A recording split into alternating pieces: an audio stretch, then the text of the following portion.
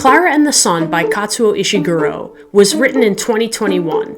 It's a dystopian novel that feels like it could be set in the past, present, or future. So is this novel about AI timely or a waste of time?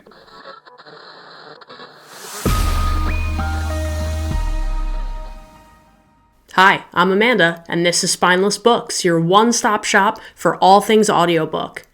Klara and the Sun is my second Ishiguro novel. I read When We Were Orphans last year, and honestly, it was weird, but I really liked it. I thought it was pretty great, even though it was completely bizarre. I think that's sort of something about his writing that you come to know, but given this is only my second novel, the jury's still out. So I wasn't really particularly looking to read an Ishiguro right now, but someone in my book club suggested it, and she said we'd have a ton to talk about, and she was right. The story's narrator is Klara, an AF, or artificial friend. When the book begins, she's sitting in a store waiting to be purchased by a young child to befriend them and be their companion.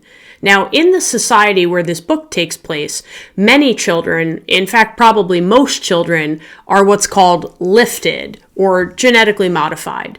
The problem is that the genetic modification that is essentially necessary for all opportunities in life, because it's an expectation at this point, also comes with physical side effects. So many children have to be isolated as they're schooled, usually through a tablet or something virtual, and as a result, they're lonely and they need artificial friends. And that's where we meet Klara as she awaits her purchase. And soon after the book begins, she is purchased by a young girl named Josie. Josie has been lifted, genetically modified, so she definitely has some physical ailments, and she's ill a lot of the time. Now, Klara's biggest desire in life, other than helping Josie and being a good companion to Josie, is helping the sun. Klara, you see, is solar-powered, so for her, the sun is effectively a god, and she worships the sun, and she believes the sun has a problem, and she's going to be the one to fix it. Klara's unique perspective as an emotionless artificial friend actually allows us as the reader to learn more about the perspectives of those around her.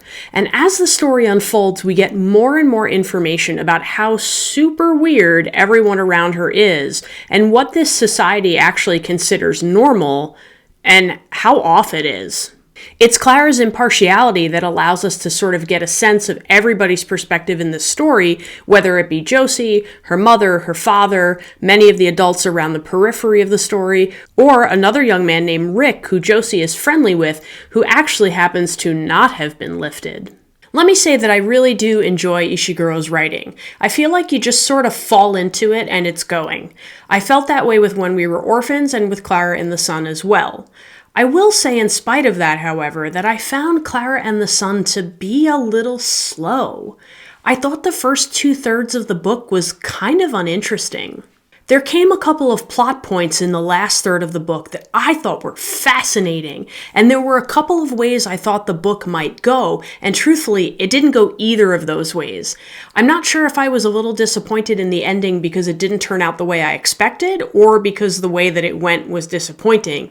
But either way, I felt like there were some moments in the book that I expected it to actually skyrocket in interest, and it kind of didn't.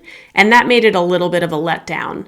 I'm not upset that I read it. I would maybe consider reading it again down the line, but for now I feel like it just sort of struck me as a little bit meh, although the writing is excellent. I want to mention the narrator, Sura Siu. I have to say, I think I'm going to abstain from judgment on this one.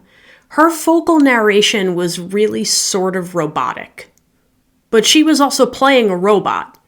So it's kind of hard to tell based on this book if she's a solid narrator or not, because if she was doing the part justice, she sounded right. If she wasn't, however, she might kind of suck.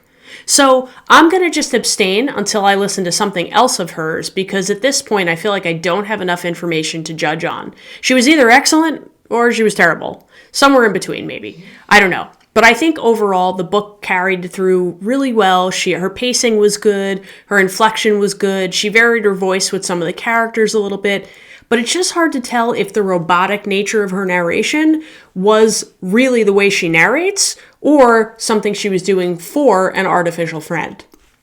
This hasn't turned me off from Ishiguro's books. I'm really interested in Never Let Me Go and Remains of the Day. I don't know much about either of them, but I like his writing enough to pursue them, and I think I definitely will. Have you read any of his books? Do you have a favorite? If you've read all of them, I'd be really curious. I'm not sure that I liked Klara and the Sun nearly as much as When We Were Orphans. And When We Were Orphans was super weird, so maybe I just like the really weird stuff. So hopefully I'm in for more of that with his other books. But remember, you might love what I hate and hate what I love, so make your own opinion. But thanks for listening to mine. See you next time. Don't forget to like and subscribe.